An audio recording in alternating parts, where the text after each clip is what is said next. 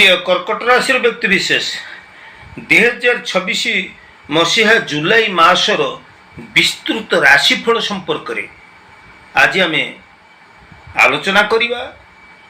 तेरे मन रखु जे जो राशिफल मु आपण निर्भुल भाव रे सठिक भाव रे नहीं आसुची यह साधारण ग्रह गोचर आधारित गोटे ज्योतिष विश्लेषण ये आधार रे मु राशिफल प्रस्तुत करुछि। तेबे व्यक्तिगत जन्मकुंडली अनुजाई आपणकर फल हुए तो भिन्न होई पारे। तेबे दर्शक बंधु आमे आपणकर कैरियर आपणकर चाकरी व्यवसाय आर्थिक दिग शिक्षा स्वास्थ्य पारिवारिक दाम्पत्य जीवन प्रेम प्रसंग एमती तमाम प्रसंग उपरे आमे खूब संक्षिप्त रे तथ्य रखिबा भविष्यवाणी करिबा जानिबा जुलाई मास आम पई केमिति रहिछि शुभ ना अशुभ क्यों क्यों बाबद आम शुभ फल प्राप्त होबा क्यों क्यों बाबद आम अशुभ फल प्राप्त होबा। तेबे मो मोट उपरे एति कहिବାକୁ चाहूछि जुलाई 2026 कर्कट राशि पई एक शुभंकर मास होई आसुछि। कैरियर पाई विवाह पाई परिवार आर्थिक क्षेत्र पाई भल सुजोग आसुछि। धैर्य एवं योजनाबद्ध भाव रे काम कले आपण अधिकरू अधिक ए मासरे शुभ फल प्राप्त हो पारिबे। तेबे सामग्रिक भाव रे आमे जेतेबेले आज आलोचना करिबा कर्कट राशि रो ए सबु प्रसंग उपरे मु पॉइंट रखिबी क्यों बाबद रे केते पॉइंट रो आपण केते पॉइंट पाउचंती। मु शुभ तारीख ए मासरे जो जो तारीख गुड़िक मु कहिबी से तारीख गुड़िक जदि आपण शुभ कर्म आरंभ करंती ताहले निश्चित आपणकर कर्म रे आपण सफलता हासिल करि परिबे। जो गुड़िक सतर्कतार तारीख मु आपनको देबी ए मासरे से मास से तारीख गुड़िक पय आपण टिके सतर्क मध्ये रहिबे। आसंतु जानिबा आपणकर चाकरी जुलाई 2026 कर्कट राशि पाई कर्मक्षेत्र अनुकूल रही। चाकरी रे पदोन्नति आसीबो कर्म नुआ नुआ कर्म गुड़िक आपण हाथ को आसबार संभावना रही। वरिष्ठ अधिकारी मानकर सहयोग पाइबे उच्च पदस्थ अधिकारी मानकर सहयोग पाई आपण धीरे धीरे प्रगति पथरे आगे जीवा पई समर्थ हेबे। चाकरी आशायी प्रार्थी मानकु बा बेरोजगार मानकु ए मासरे नूतन कर्म नियुक्ति टे मिल जिबार भल संभावना सृष्टि होउची। व्यवसाय वाणिज्य कथा यदि विचार को नबा व्यवसाय वाणिज्य क्षेत्र रे आपनकर लाभ बढ़ी जीवो ए मासरे। नुआ भागीदारी बा चुक्ति दायक जो रहिची आपनकर व्यवसाय एथिरे आपण लाभान्वित हेबे। संपत्ति घर किंबा जमी संबंधी काम रे आपनकु उन्नति मिलिबो उन्नति आपण करि परिबे। तेबे आर्थिक स्थिति केमति रहिबो ए जुलाई मासरे विभिन्न सूत्रर आपणकर आय वृद्धि हबो। अटकी रहितिबा बकाया अर्थ गुड़िक ए मासरे आपणकर आदाय हे जिवार संभावना सृष्टि होउची। ए मासरे आपण किछि संचय करि परिबे। ए मासरे आपण पुंजी निवेश मध्य करिवे। ए मासरे आपण आर्थिक क्षेत्र रे निश्चित भाव रे गोटे भल अवस्था को आसीबा पई जाउछन्ते। जदि आपणकर विवाह एवं प्रेम प्रसंग को आमे लक्ष्य करिबा ताले अविवाहित पुत्र कन्या मानक पई विवाहर गोटे भल सुजोग सृष्टि होउची। भल प्रस्ताव आसीबो एवं विवाहित वैवाहिक जीवन रे विवाहित दंपति माने परस्पर भितर बुझामणा रक्षा करी आगु को बढ़ी पारिबे। एवं प्रेम प्रसंग रे यदि आमे विचार करिबा ताहले गोटे सकारात्मक वातावरण देई आपणकर प्रेम प्रसंग आगु को मध्य बढ़ी चलिबो। शिक्षार्थी मानक कथा यदि विचार को नबा कर्कट राशि रो शिक्षार्थी माने बहुत भलो समय रही।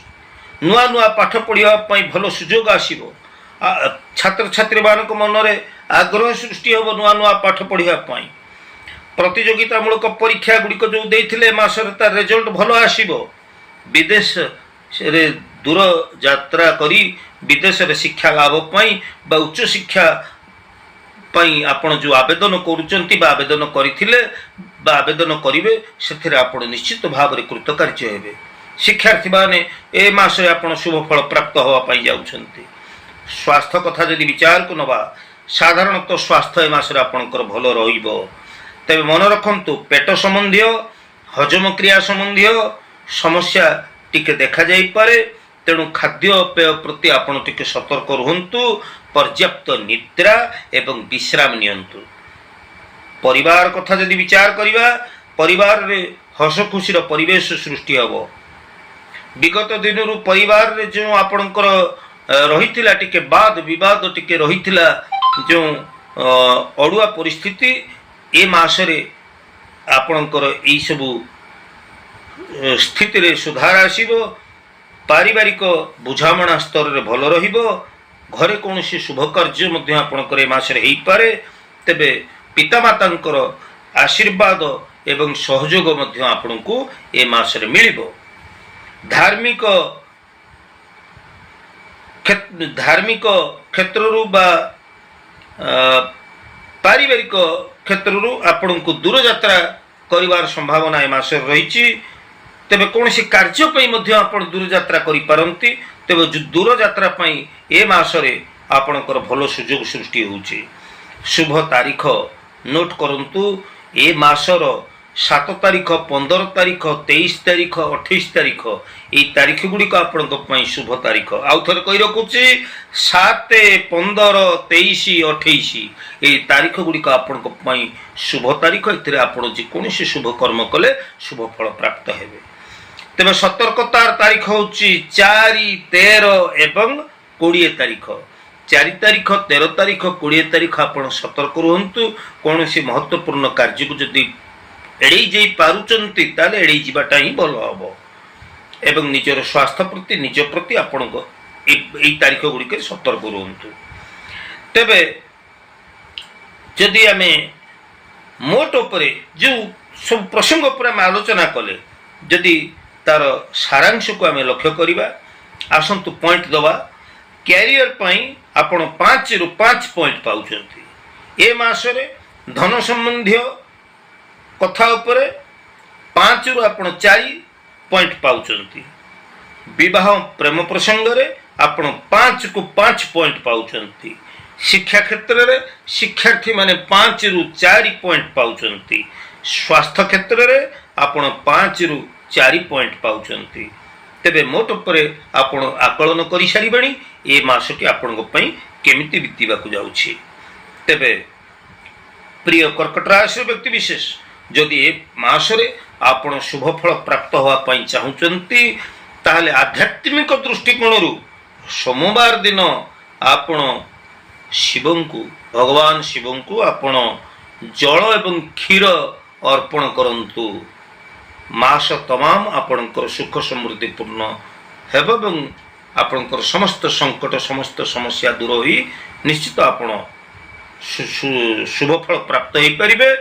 एवं आपणकर ए मास को सौभाग्यमय मास आपण करि पारिबे।